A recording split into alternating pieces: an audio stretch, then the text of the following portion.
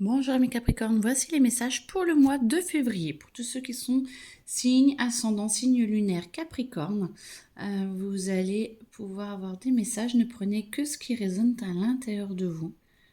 Alors jusque-là, un peu, parce que c'est général. Amour, alors famille, argent, amour, travail, ça c'est le plus courant. Et avantage, d'accord. Ok, avantage et inconvénient. Ok, on va voir ce que ça donne. Inconvénient. Alors, j'ai envie de commencer par l'argent. Argent, attention. Attention à ne pas trop dépenser. Attention de ne pas viser trop. C'est bien de vouloir avoir beaucoup, de dépenser ou d'avoir quelque chose de chouette et de vraiment bien. Mais attention déjà que ce soit de la bonne qualité. Et attention que ça ne vous mette pas en porte-à-faux pour plus tard sur les mois à venir. J'entends que c'est pas forcément le meilleur tout de suite ou de vraiment faire attention voilà, des conséquences pour plus tard. J'entends qu'il y a la possibilité d'avoir un placement. Alors peut-être une maison, peut-être un achat, peut-être une voiture ou un truc comme ça. Toujours de penser bien aux mensualités, de prévoir. Moi j'entends qu'il y a vraiment des très belles possibilités, mais il faut que vous prévoyez le futur en prenant du recul et pas en étant excité par la nouveauté de ah enfin je peux avoir ce que je souhaite depuis longtemps.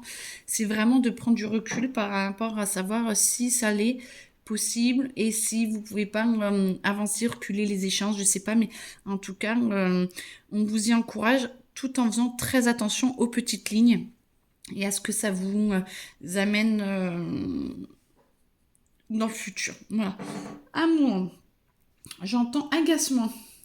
Agacement, amour, j'entends beaucoup de changements, beaucoup de... Alors peut-être violence, mais de vous avec vous-même ou alors avec le conjoint, la conjointe, où vous n'arrivez plus à être sur la même longueur d'onde, où vous n'arrivez plus à être en communication, vous n'arrivez plus à vous comprendre. Alors c'est pas pour tout le monde, hein, ça parlera qu'à certains, mais...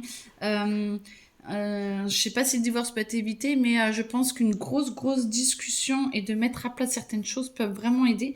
Après, peut-être que bah, ça amènera où ça doit amener, mais en positif ou négatif, de toute façon, même si ça mène au divorce, c'est forcément positif si ça doit y aller. Par contre, j'entends qu'il faut vraiment vous ouvrir et accepter un petit peu, pas la fatalité, mais accepter où vous allez parce que ça crée trop de tension pour les uns comme pour les autres, pour les enfants, pour la famille, au travail, quoi. Voilà, il y a trop de tension et du coup, acceptez tout simplement que peut-être que la voie que vous prenez n'est pas forcément la meilleure et que peut-être qu'en discutant, vous pouvez trouver une nouvelle voie. Pas forcément le divorce, hein, attention. Mais en tout cas, voilà. Ceux qui sont en recherche d'un conjoint, d'une conjointe, il y a encore quelques petits schémas enlevés où les personnes vont pouvoir arriver. Mais moi, j'entends au compte-gouttes parce que j'ai l'impression que pour certaines, ce n'est pas encore sûr, vous n'avez pas forcément encore envie de vous caser, voilà, peut-être des petites aventures ou choses comme ça, ou peut-être même pas, mais par contre, vous n'avez pas forcément envie d'avoir une relation totalement complète et ou totale, H24, ou voilà, quoi, que l'autre personne prenne énormément de place dans votre vie. Donc, essayez peut-être de voir un petit peu ce qui peut bloquer ou d'être très clair avec la personne, de dire au début, je veux que ce soit cool, de mettre les choses au clair pour vous, avec l'autre personne, et pour pas créer d'attachement trop, voilà, trop compliqué. Et puis, bah, peut-être que cette personne vous donnera envie de vous attacher un petit peu plus ou de rentrer un peu plus dans sa vie. On n'est pas obligé d'être 100% H24 avec la personne. Ça peut se faire tout doucement. Famille, trouvez votre place, trouvez un nouveau rôle. Un nouveau rôle parce que moi j'entends que je vous vois un petit peu les fesses entre deux chaises où vous ne savez pas trop où aller, vous savez pas trop s'il faut vous parler, s'il faut se taire, ou voilà, moi j'entends, ou peut-être des adolescents aussi, vos adolescents qui n'ont pas l'impression d'être entendus. Alors peut-être parce que justement il n'y a pas assez de discussion dans le couple, donc du coup ils ne se sentent pas entendus.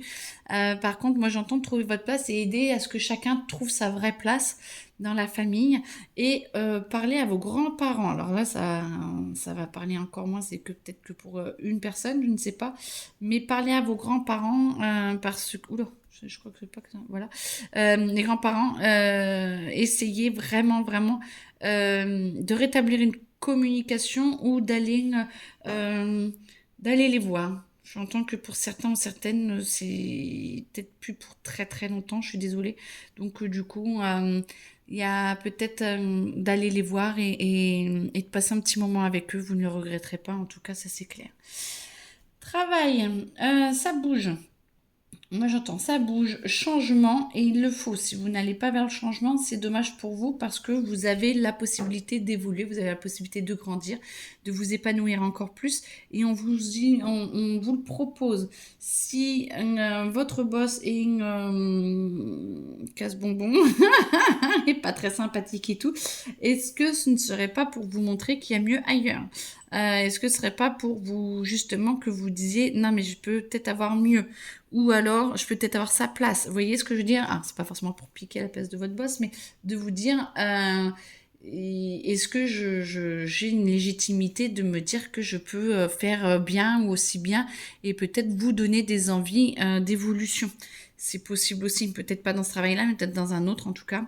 On va vous pousser au changement, ça c'est très clair, et on va vous dire que vous en êtes totalement capable. Donc peut-être qu'il peut y avoir, alors moi j'entends encore des concessions, mais moi j'entends que là, je vois un gros dossier, un gros dossier qui arrive pour certains ou certaines, et ça va vous demander des concessions.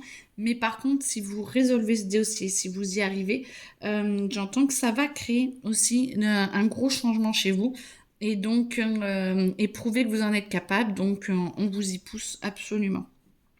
L'avantage chez vous, c'est que vous croyez en vous, vous avez la confiance en vous et on vous dit, allez, extériorise la confiance en vous.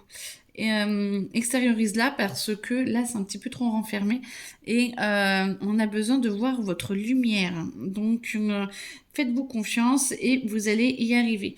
Inconvénient, moi j'entends vous êtes meurtri, vous êtes un peu beaucoup encore pas dans le passé, mais alors ça parlera peut-être pas à tout le monde, mais il y a quelque chose, il y a un événement qui s'est peut-être passé en 2024-2025. Moi j'entends 2024 qui perdure 2025 et du coup on aimerait que ça ne perdure pas 2026.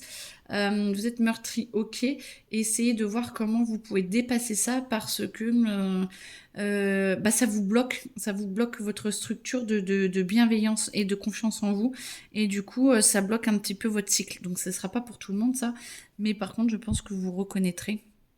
N'hésitez pas à me contacter pour que je puisse vous aider.